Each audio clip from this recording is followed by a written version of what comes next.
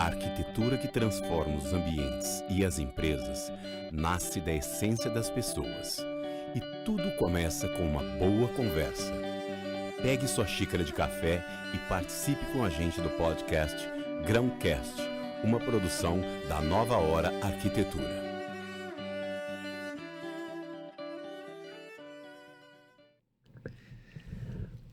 Bom dia, bom dia. Vamos começar mais um podcast, mais um Grãocast com essa figura top aqui, Omar Fernandes. Bom dia, Omar. Tudo bom bem? Bom dia, Lu. Bom dia, Prazer André. receber você. Obrigado pela Seja convite. muito bem-vindo aqui no nosso Grãocast. Você é uma pessoa de casa, um grande arquiteto, um profissional que a gente admira muito. Seja bem-vindo. Quem é Obrigado. Omar Fernandes? Ixi, difícil de falar da gente, né? Difícil né? falar. Talvez é mais fácil falar pro espelho, né? Que a gente está mais... Mas é difícil, né? Sou um homem moldado pela vida, né? Acho que é isso, né? Tanto pela a vida pessoal, né? Que a gente leva desde criança, até a profissional, né? Que é a mais intensa, assim, na nossa fase adulta, né? Você tem uma carreira de arquiteto superior a 20 anos. Né? Você 26 anos. Ah, não, se contar a faculdade dá 30, né? 30 anos pensando nisso, né? Num assunto. 30 anos pensando nisso, né? Como que você vê a tua atuação profissional? Também é uma pergunta super ampla, né? É, muito ampla. Assim, você pensa... você pode dividir isso aí em fases, né? Desde o comecinho, né? Com todas as dificuldades, até agora, depois de tanto tempo trabalhando, onde a gente sente um pouco mais de segurança, apesar que está sempre aprendendo, né? Mas a gente sempre se sente mais seguro de estar fazendo, as pessoas sentem a segurança que a gente passa, acredita mais no que a gente fala, nas ideias, né? Porque a gente é vendedor de ideias, né? A gente vende ideias, né? A gente vende conceitos, ideias para... E a partir de um certo momento...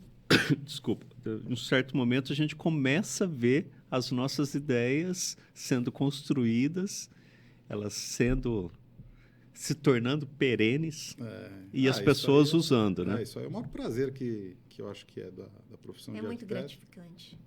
Você, diferente de outras profissões, né? É você pensar numa coisa e essa coisa depois se materializar, né? Primeiro você tem um pensamento, ele meio que plasma assim ao seu redor, né? E depois as pessoas, né, equipes, e concretiza isso. E quando você vê pronto, assim, pelo menos a minha sensação é que, putz, é exatamente o que eu pensei, né? Quando é bem feito, né? E é quando muito é bem legal construído, né? que a hora que a gente vê ele pronto e aí as pessoas habitam ou passam a trabalhar, usar os espaços, né? Aquilo toma uma vida, né? Na realidade, assim, pensando nas profundezas da arquitetura, assim... A gente põe vida isso aí antes mesmo da realização, né? Então, nessa fase plasmática, a gente realmente põe a vida ali. Quando a gente começa a pensar num projeto, né? Ou só no conceito dele, a gente já está dentro dele, né? Realmente, a gente vive aquilo. Por isso que Você vai construindo o mundo à sua volta, assim, né? Você vai sendo envolvido pelo projeto. Exatamente. Né? Você se envolve, você está dentro dele, na realidade, né? Independente de que tipo de projeto, se é mais... técnico, corporativo, ou residencial, religioso, o que for, né? Você realmente está dentro do projeto, você consegue sentir aquilo, né? A gente está lá dentro, é verdade. E o bom projeto é quando você não constrói paredes, você constrói sensações, né? Você constrói... Exatamente. Os espaços são sensações, são experiências que você faz, né? Então, se você conseguir entender aquela experiência do que o cliente quer, né?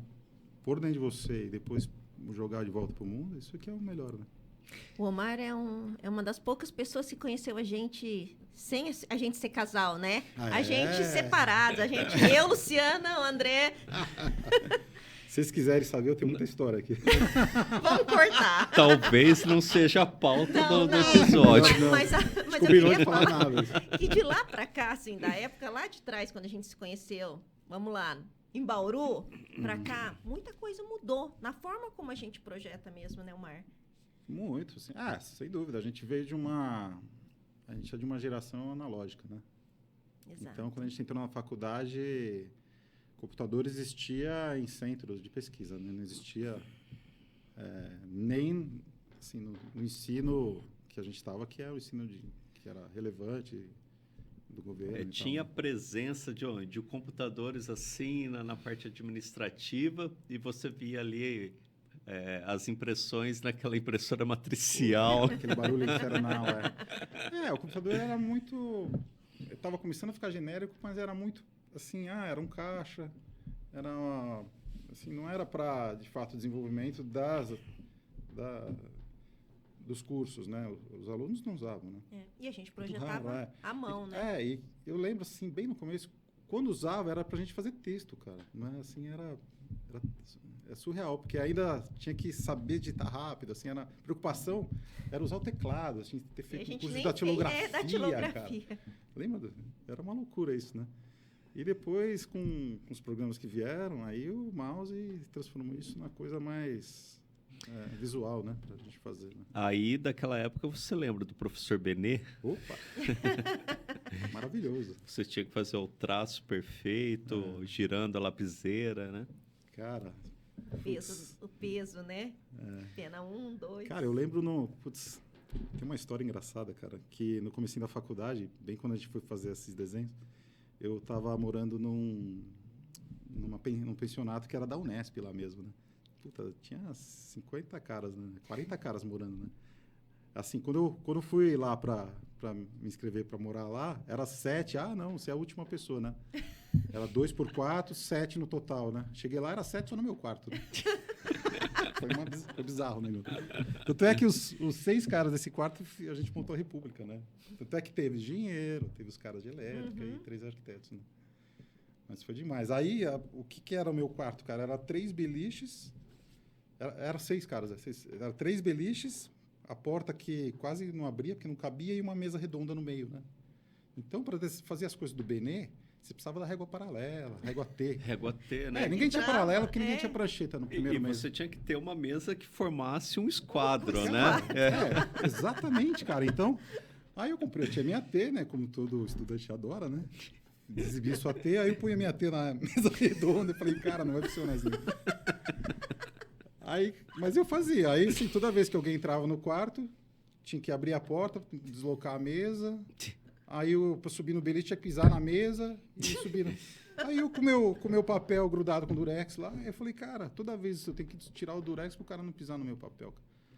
Cara, bom, eu fiz o trabalho e ficou perfeito, cara. Só pra você ter ideia.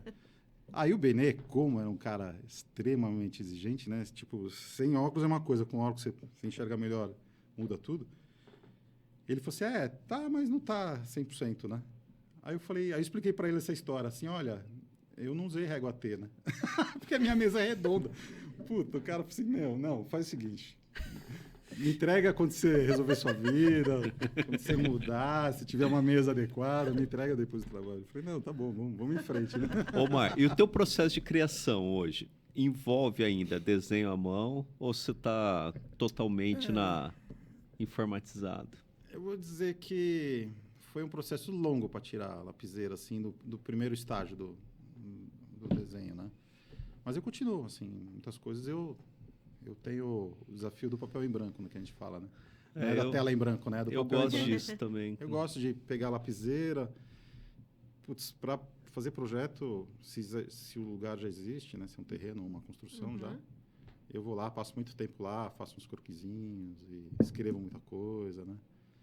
Vou de manhã, vou de tarde, vou de noite, vou vários períodos. Para sentir o lugar, né? Mas a lapiseira tá sempre na mão, sabe? A gente não pode perder o costume do traço, porque a mão é a ferramenta mais intuitiva que a gente tem, né? Não tem jeito. Por mais que tenha o teclado, tenha o mouse que a gente está habituado. É a cabeça, né? Aqui. Então, é o que você não pensa, né? Para mexer, né? Então, o mouse você ainda pensa, o teclado ainda você dá uma olhadinha. Mas a mão não existe isso, né? A mão é... Omar, o traço do arquiteto é uma coisa muito bonita, né? Com certeza. O traço é importante, as pessoas... Omar, e aí você começa a desenhar. Você começa a desenhar, você começa a tentar entender para começar a captar aquelas emoções, aquela essência de cada projeto. Como que é teu processo de examinar o cliente, examinar o problema e começar a enxergar o projeto, começar a plasmar, como você... Putz, cara, cada experiência é uma experiência nova, até hoje, assim. Por exemplo, estou com um projeto agora que a experiência foi também diferente de tudo que eu já tive, assim, de entender o cliente, ou quando é 2 clientes, né, sócios. Cara, você percebe claramente que um está completamente oposto na visão do outro. Eles querem coisas diferentes, Eles falam né? que eles estão alinhados, mas você percebe que não estão, e é difícil, né? É difícil ver as expectativas das pessoas, né? Então, mas assim, é entender a expectativa, entendeu? É entender a expectativa dela. Muitas vezes o que ela fala não é o que ela quer. Eu já peguei muito isso, sabe? Eu sempre peço um briefing, né? Um texto, ou Um itens roteiro, que a pessoa quer, né? um roteiro de que a pessoa quer. Que eu falo, olha, não precisa se prender a nada, nem a tópicos, nada. Só pega um papel e vai escrevendo, né? Ou escreve um texto e vai escrevendo, ou se não quer escrever, só manda imagem. E você Algumas vê que- referências também. Porque às vezes a pessoa tem vergonha até de falar o que ela quer, né? Então ela meio que deixa falar, não, você pode fazer para mim. Não, quando isso é muito legal, assim, quando ela fala para fazer. Mas eu meio que insisto, assim, porque... Eu acho importante. Porque, assim, eu não estou fazendo para mim, né? Exatamente, Para ela, não né? é para Então, nós. o que é importante é ela gostar. Claro que ela veio me chamar para fazer o projeto para ela, porque ela já viu coisas que eu fiz, gosta das Se coisas. identifica, Se né? identifica e muitas vezes eu teve cliente já que falou assim, meu, você está livre, né? Só passou a metragem e um programa, né? E foi demais, né? Foi, assim, quando é assim, cara, é um puta desafio, né? Para falar a verdade. A responsabilidade aumenta, né? Mas muito, assim, porque uma coisa é você falar assim, você quer redondo? Tá bom, o cara que é redondo, eu vou fazer redondo, né? Quer quadrado? Vou fazer quadrado. Agora, quando eu falo assim, inventa uma forma, né? Aí você, ixi, peraí, né? Mas é o mais legal, eu acho, porque o que me atrai, né? O que me faz motivado a sempre fazer um novo projeto é o desafio. Acho que sem desafio E cada, chato. e cada projeto te desafia de uma forma diferente, né? E completamente diferente, né? E quando, assim, eu tenho uns hábitos, assim, que quando não desafia, o cara fala assim, eu quero que você faça isso, né? Porque o mercado é isso. Eu me proponho a me desafiar e desafiar o cliente para a gente dar um passo a mais e fazer uma coisa mais legal, entendeu? Eu não... senão é o que me motiva, entendeu? Porque senão você não consegue criar, né? Porque a criação, na realidade, a palavra já está falando, né? Você está criando um negócio, né? Você não pode pensar em, tá bom, o cara mostra várias fotos e que você quer aquilo lá da foto, né? Você quer, me faz essa casa do jeito que está aqui, né? Não é Cara, eu legal, falei, né? peraí, então eu vou pesquisar aqui o arquiteto que fez lá e, puta, o cara deve ter o DWG dele lá, o arquivo IFC, sei lá o quê, o BIM dele. Já manda e faz, cara, né? É até meio ofensa pra gente um negócio desse, né? Entendeu? É por aí mesmo. Eu prefiro sempre explorar, assim, sempre dar alguma coisa a mais. E assim, sempre ter alguma coisa que talvez ainda não exista, porque um dos meus processos de criativo que você perguntou é pesquisar demais, assim, aquele assunto, sabe? Claro que o que a gente está no dia a dia, a gente já está super embebido nisso, né? Mas eu pesquiso muito, muito, muito para não fazer nada igual. Por exemplo, se eu vou fazer uma casa no condomínio, cara, eu ando no condomínio inteiro, pesquiso os arquitetos, vou ver assim. E não é para fazer coisa igual. Eu falei assim, cara, o condomínio inteiro tá fazendo aquele o beiralzinho assim. Putz, anotar, não fazer beiral assim. Entendeu? Sabe? Não colocar uma moldurinha Não assim. colocar moldura assim, não usar aquela cor, porque, cara, estão usando tudo e vira uma tendência. Porque é exatamente isso, cara. As informações são tão disponíveis que quando um cara faz uma casa bonita, aí todo mundo começa a querer fazer igual. Aí você começa a ver, assim. Eu já tive casa minha que os vizinhos começaram a fazer. Gente Eu vi anda por na fora os rua. Mais vizinhos. ou menos. Pô, mas o portão era igual, o muro é igual, começou os mesmos acabamentos, as mesmas texturas. Eu falei, que ótimo, valeu. Então eu acertei, Criei né? tendência, né? Só que aí eu não faço de novo, né? Aí o cliente quer, faz o que você fez naquela casa? Não, já tô em outra já, né? A ideia é essa, né? Por isso que eu não tenho medo de plágio, nada disso, entendeu? Porque se alguém me copiar, vai copiar o que eu fiz, não o que eu vou fazer, né? É o que eu sempre falo, assim. Exatamente. Mas você não tem direito autoral. Claro, isso é relevante, é importante, tem que ter. Mas assim, ninguém vai copiar o meu pensamento, né? O que eu vou fazer, porque eu sempre me desafio. Eu acho que talvez esse lance de me desafiar é que me faz eu tentar ser sempre um pouquinho fora da curva, inovador, é uma coisinha diferente, entendeu? E aí dá para falar que você meio que foge de modinha. Muito. Moda é legal, moda cria tendências na sociedade, isso define recursos, é legal. Para arquitetura não, cara. Para arquitetura é besteira, moda, assim, eu acho. Porque essas modinhas aí, elas são muito no aspecto formal, né? Aquilo que a gente estava falando, que você, no teu exemplo, a questão do portão. Então, o portão tem que ser com a chapa assim, tá? A moldura tem que ser desse jeito, tal.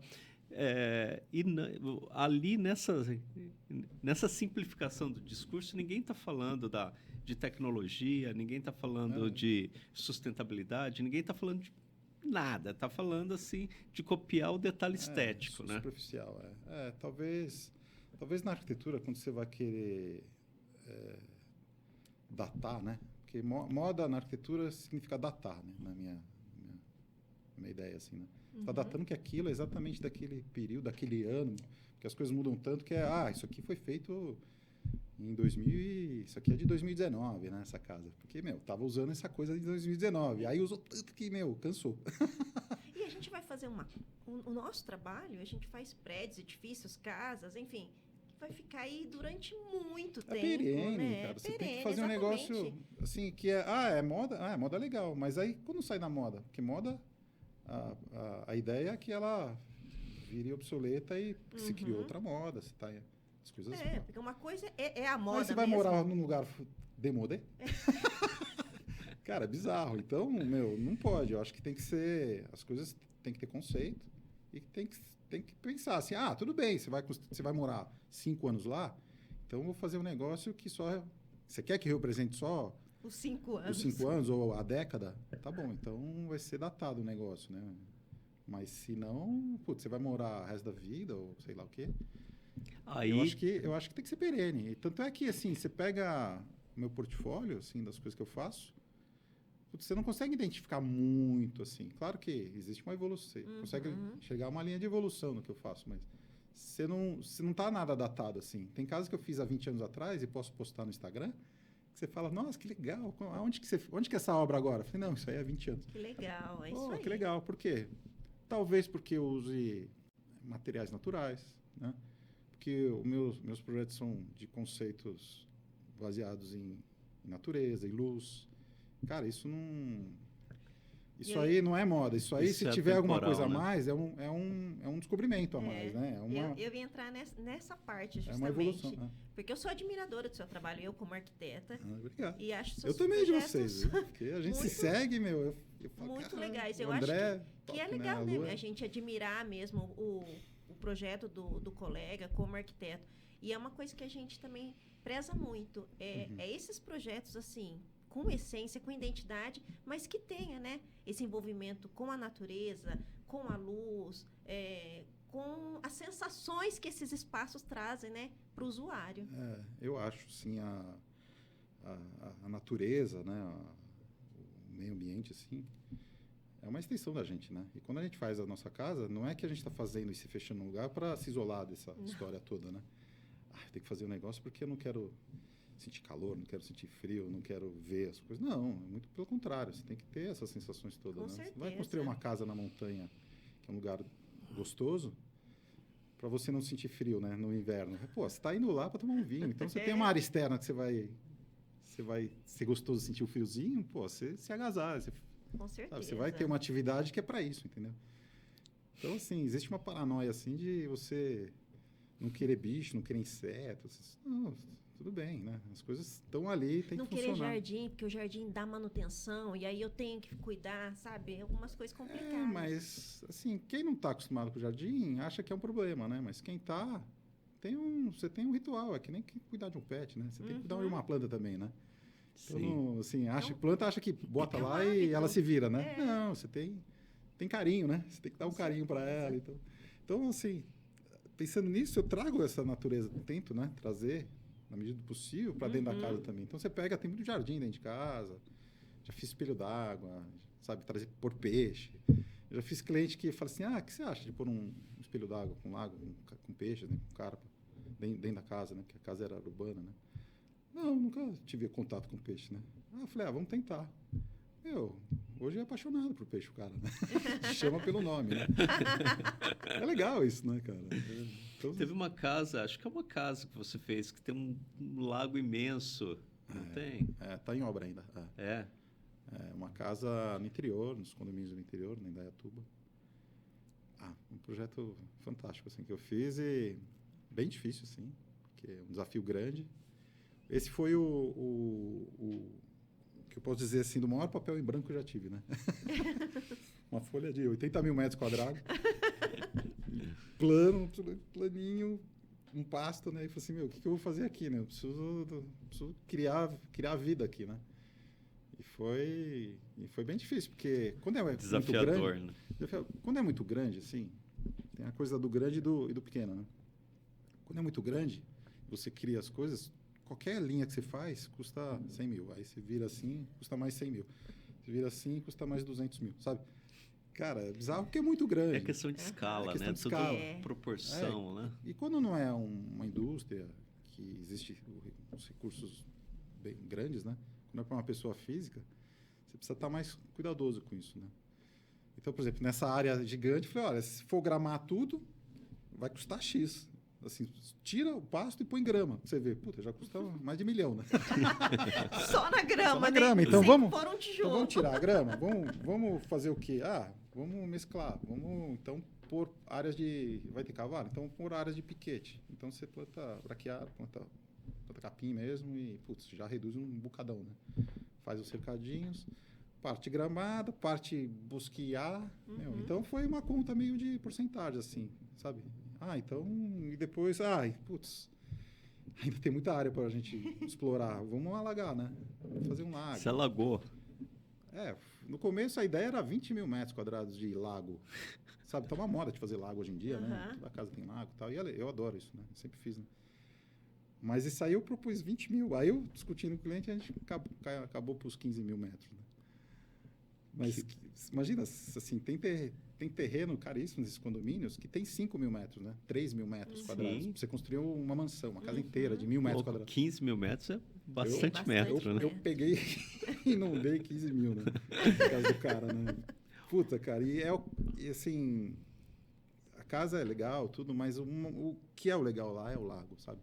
Porque o lago que vai, aquela água, aquele espaço que foi realmente criado pelo homem, né, gente, que é o que se usa, né? O motivo de ir lá talvez seja aquilo, né? Porque as atividades todas estão em volta dele, né? Desde dormir, trabalhar, comer, se divertir, criar Ele é o os centro bichos. da atenção. Ele que faz a coisa girar, né? Legal. E cada canto que eu fiz dele tem uma função, né? Você fala assim, lago. Hoje eu estou até fazendo outros lagos, né? Mas assim, cada canto ele tem uma função, né? Assim, você fala assim, um lago é um negócio redondo e que você... Não importa de onde você entrar, é igual, você joga a vara do Coca-Cola, é a mesma coisa, você vai sair de pedal, é a mesma coisa. Não, tem um lago de 15 mil, tenho 15 funções lá, né? De 15 mil metros, um lado é uma praia, outro lado é um barranco, outro lado é um igarapé. A marina, alguma coisa para caiaque.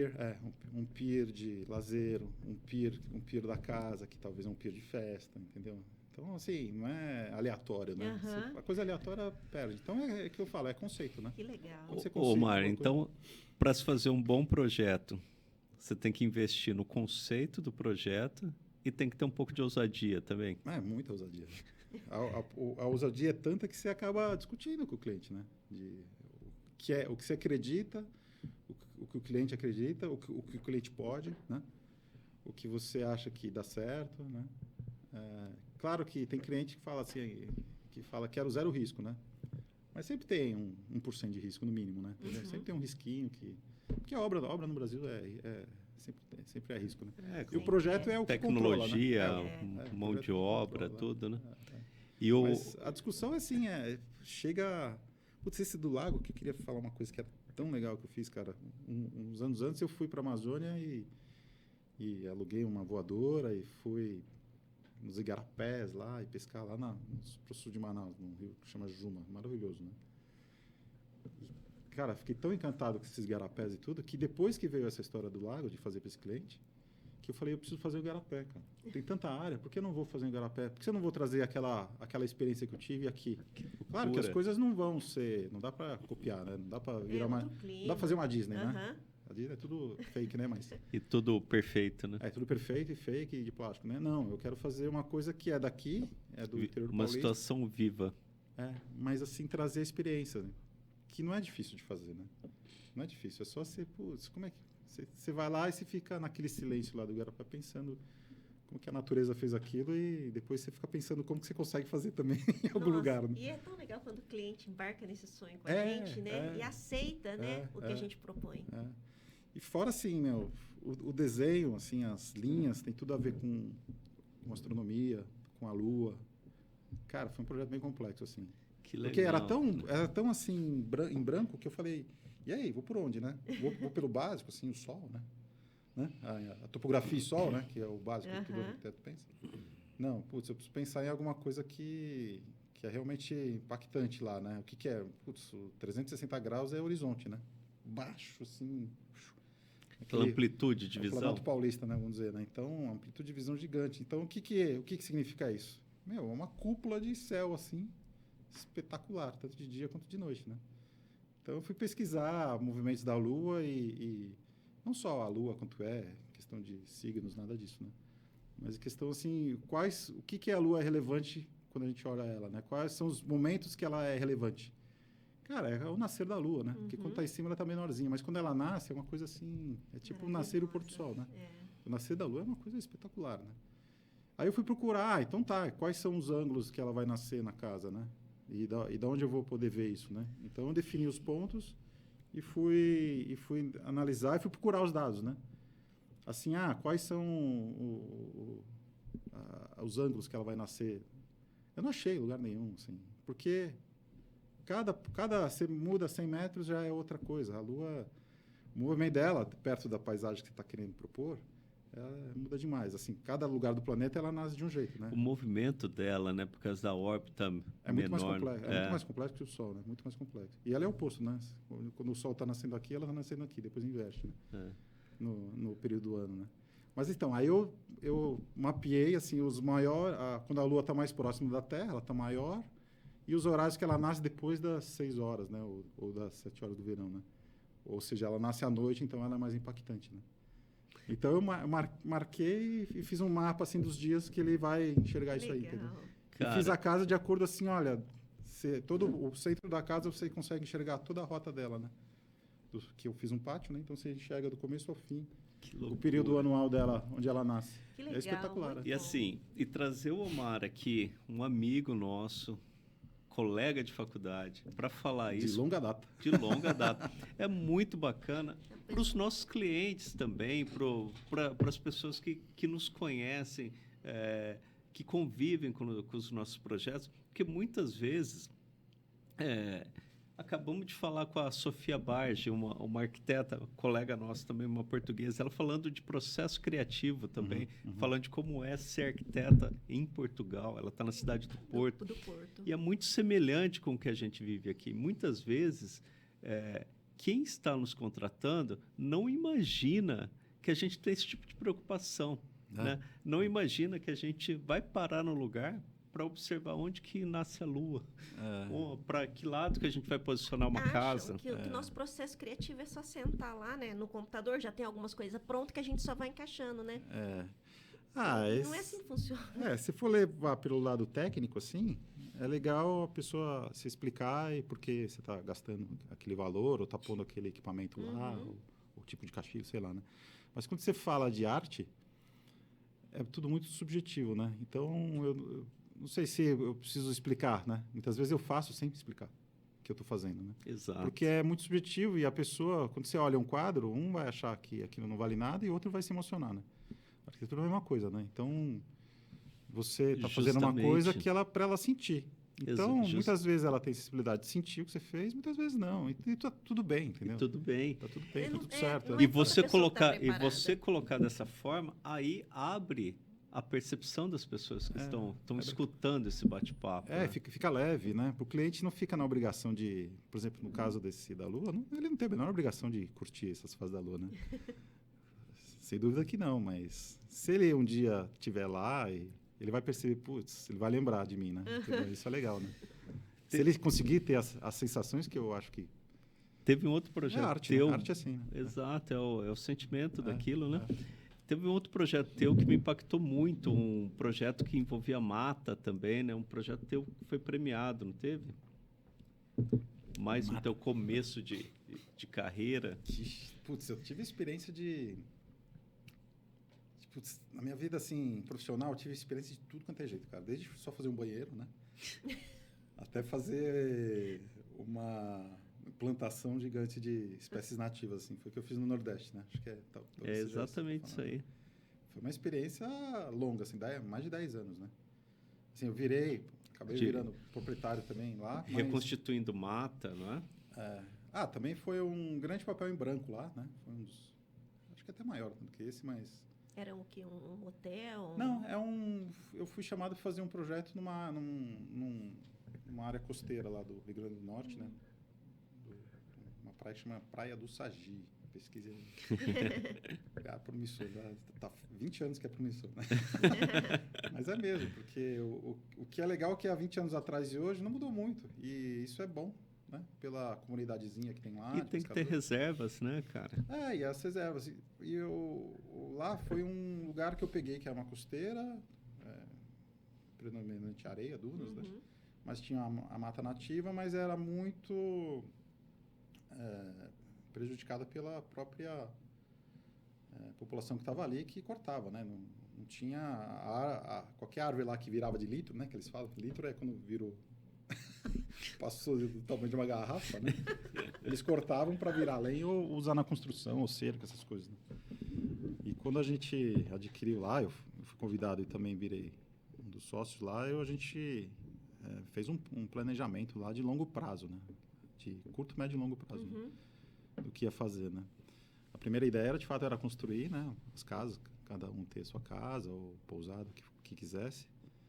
Mas eu entendi que o lugar não era pronto ainda para isso, né? Porque era muito selvagem, muito inóspito, assim, para você botar uma casa na cara do vento do Rio Grande do Norte, com uma vegetação ainda incipiente, porque nada tinha mais de 2,5 metros, né?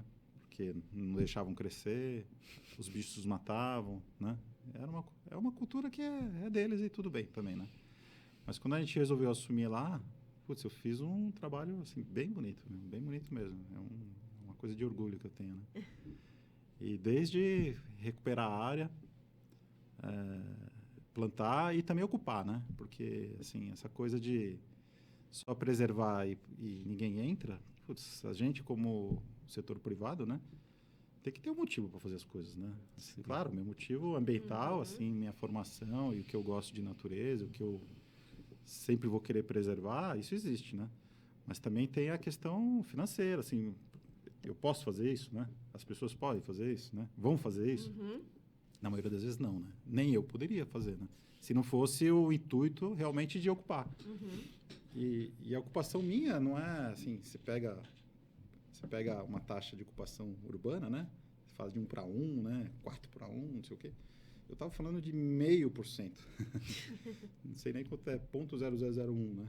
De um terreno, né? Porque lá tinha a área toda em quase 2 milhões de metros quadrados, né? Bastante coisa, né? E assim, a gente realmente Então, uma fez... ocupação de baixo impacto, né? Total de baixo impacto. Aí, assim, fazer o negócio para que ele se florescesse primeiro, para depois ter condições de ter alguma construção e poder ocupar, né? Então, a primeira ideia foi isso. Aí, putz, plantei muita coisa, cerquei, fiz estrada, fiz poços, fiz açudes, fiz os meus primeiros lagos lá. Foram 2, né? Você precisa de água energia, Você precisa, né? acesso, acesso. água, energia e para as coisas fluírem, né?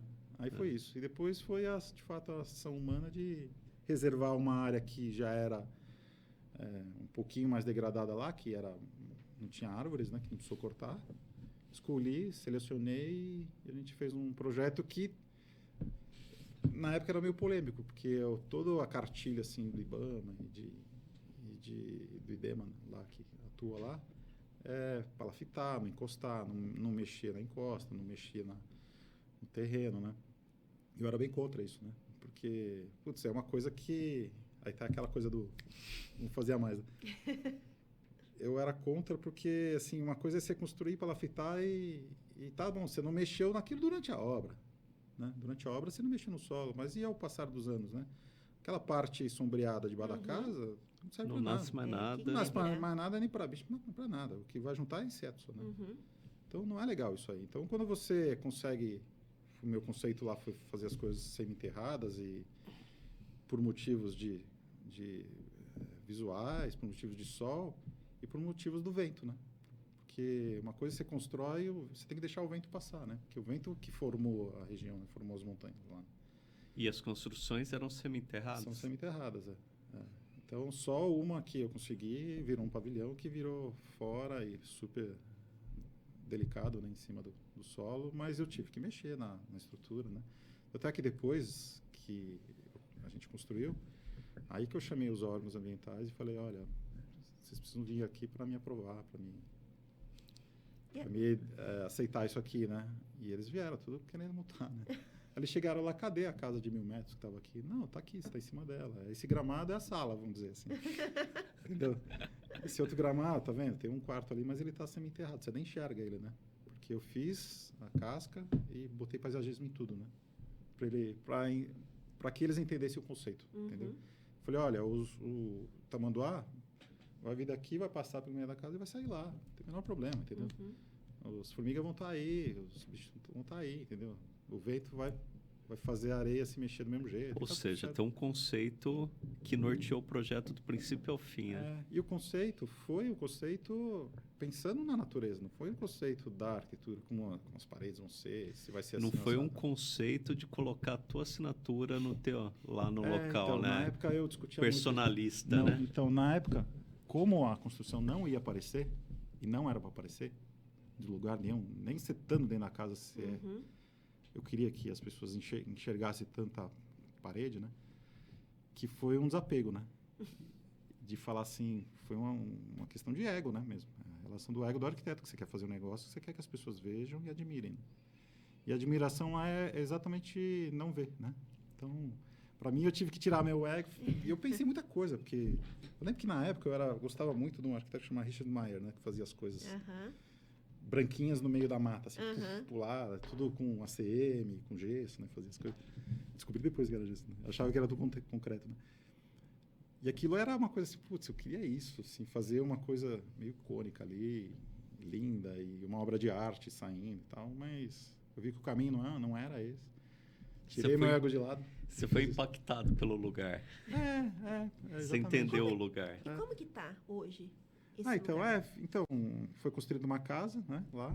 Essa casa, no começo, era pensada em ser uma casa pousada, né? Então, o projeto era mais amplo, né, em relação à quantidade de quartos, pavilhão, sistema de serviços e tal, né? Mas, por restrições dos órgãos ambientais, a gente só pôde fazer uma casa, inicialmente, né? E há pouco tempo que ganhou o status de poder ser um comercial e para locação, né? Mas aquilo tem potencial ainda para 40 quartos, né? Omar, nosso podcast fala muito da nossa história, muito do que a gente acredita como profissional da arquitetura, e trazer pessoas como você nos oxigena. É assim que fala. A gente ganha oxigênio, né? Vou falar mais simples, que é mais fácil, né? Também. Falar e escutar. E aí, cara, você traz os exemplos dos teus projetos. Você falou do processo de criação, de começar a plasmar aquelas ideias e tal, entender o conceito de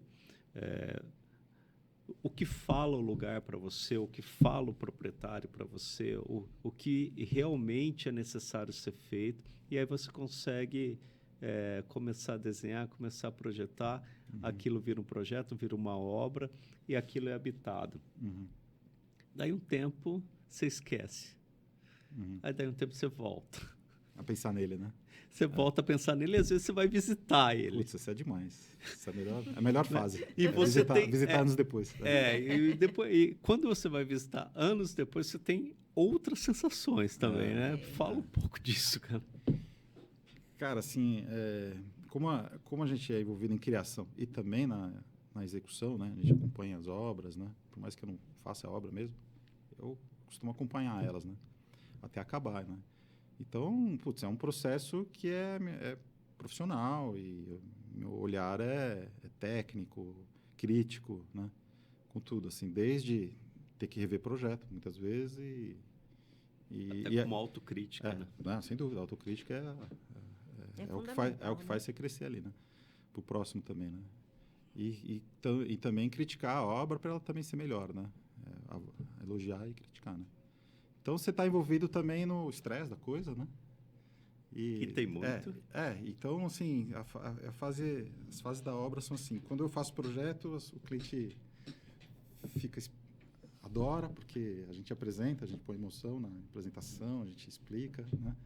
A gente tenta usar da tecnologia para que seja o mais entendido possível o projeto. Começa a obra, assim, aí começa a gastar e começa a dar problema, Aí o cliente também... Existe uma fase que ele fala assim, ele não sei se ele está gostando muito de mim, né?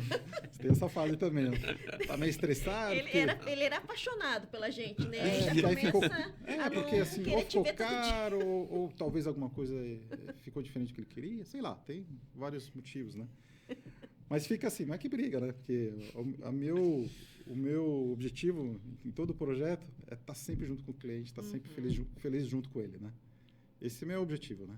Porque é legal, o sonho é isso, né? É a felicidade. E poder curtir isso depois, né? Com certeza. Esse é o nosso objetivo. Então, aí passando essa fase, que é o do estresse, depois, quando ele vê a coisa se formar, ou seja, subiu aí ele sente, aí ele começa a sentir as coisas que a gente projetou, aí ele começa a amar a gente de novo. Puta, que legal, tá ficando maravilhoso. Aí é uma delícia, né? Mas ainda você está envolvido na fase dos estresses de obra, participando de uma certa forma ali, né? E tá tudo bem. Aí gastou o dinheiro, tem aquele estresse da grana. 2 anos depois, putz, é a melhor fase. Porque a casa tá bonita, floresceu, tá madura, né? A paisagem está bonito, o cliente está curtindo ela, esqueceu já do dinheiro e só está na curtição. Putz, aí... Os amigos foram, recebeu aquele monte de elogio, Aí né? é demais, Que aí só sobra coisa boa. E se você fez a coisa certa, sobra coisa boa. Se fez a coisa errada, puta, aí é a desgraça pro resto da vida. Graças a Deus nunca tive, né? Mas as experiências do cliente é isso, cara, que eu sinto, né? Mas assim, e tua emoção de visitar uma obra que foi feita 10 anos antes, você chega no lugar e muitas vezes você vê alguma coisa que você projetou que já foi reformada. Às vezes você concorda com a reforma, às vezes você não concorda. Eu não tenho muito estresse não em coisas que alteraram assim, porque as cabeças mudam, as vidas das pessoas que estão lá mudam, né? Então, muitas vezes fez alguma coisa diferente. Eu fico muito grato quando eles me consultam, né? Assim, isso é importante, já tive várias vezes isso, né? A pessoa me liga, queria tal.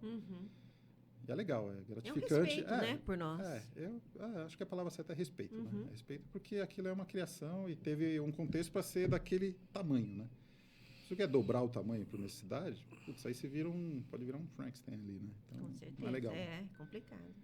Mas E foi feito num determinado momento e tinha um determinado conceito para se chegar naquilo, né? Porque tudo assim, tudo tem um conceito que está dentro de um momento, está dentro de uma realidade da pessoa, né? Mas a realidade muda, né? Mas assim, quando você vai 10 anos depois, é bem legal, assim. Eu acho, tem essa coisa dos tudo passou e sobrou, né? Aquela coisa bonita, né? E muitas vezes eu já pensei, nossa, eu chego assim, caraca, quem foi que fez isso, né? Fui eu mesmo que fiz esse negócio, né? Que lindo, cara, né? Eu fico admirado muitas vezes, né? Porque você vai lá com outra sensação. A gente já Com mudou, outro olhar, né? né? A gente já tá muda mais... muito. amadureceu, Não, a gente tá com outra de um cabeça. projeto por outro, a gente muda. É. Muda muito. Eu mudo demais, assim. Omar, Tanto a parte... física. Física muda. Tem projetos que sai, o cabelo mais branco. Subir as escadas Sai já mais não é gordo ou mais sai com muito aquela na mão? energia, né? Pra gente ir em obra. Começa a cair nas obras. Toma tropeço. Já não consegue falar, não, faz uma escada direitinho para eu poder subir, senão não vai subir nessa laje aí. Omar, para a gente começar a encerrar isso, você Claro, acha, pô, não. você acha que nossa profissão, o projeto, a arquitetura, ela impacta na vida das pessoas? É lógico. Muito, demais. Uma das profissões que talvez acho que mais impacta na vida das pessoas. Que mais impacta. Porque fora o seu corpo, né? É o seu ambiente, né? Onde você está. O corpo, o seu pensamento, o seu ambiente, né? Entendeu? Então, é tudo tão ligado que ele muda, o mood que você monta, né? Em volta de você, essa atmosfera, é o que te faz. É isso que faz as pessoas viajarem, por exemplo, né? Porque ela muda de ambiente, muda de espaço, né? Porque as coisas são construídas de um modo diferente, culturalmente foram feitas de um método diferente, sabe? E a arquitetura tem tudo a ver com isso. Um ambiente bem projetado aumenta a produtividade, né, de um local. Sim, sem dúvida. Eu fiz muita escola, né? Também, né? Escola de nível superior. Né? E isso é muito discutido lá dentro quando a gente faz esses projetos, né? Mais multidisciplinar e tal. Né? Aumenta a produtividade, mas tem também o revés, né? As pessoas... O que é um ambiente extremamente produtivo? É aquele que... tecnológico, né? Não sei o quê. E a luz perfeita naquela...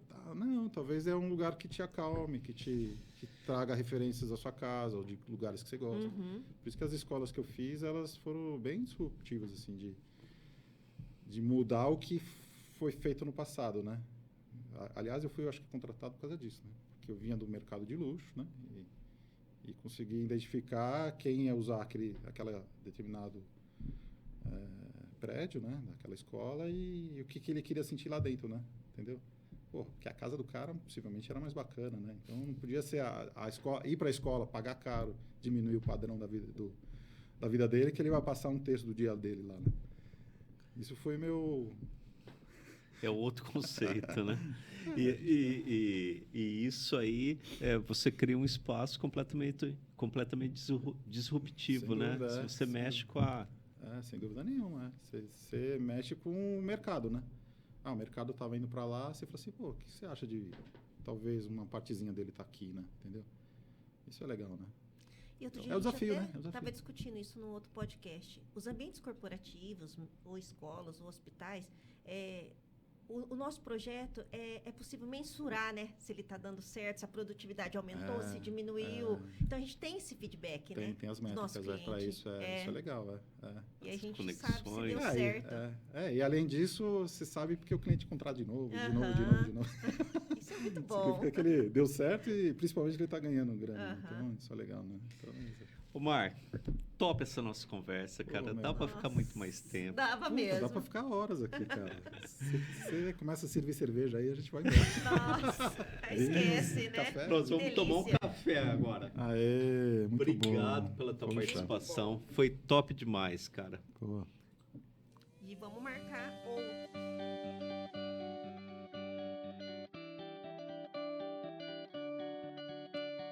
A arquitetura que transforma os ambientes e as empresas nasce da essência das pessoas. E tudo começa com uma boa conversa. Pegue sua xícara de café e participe com a gente do podcast Grãocast, uma produção da Nova Hora Arquitetura.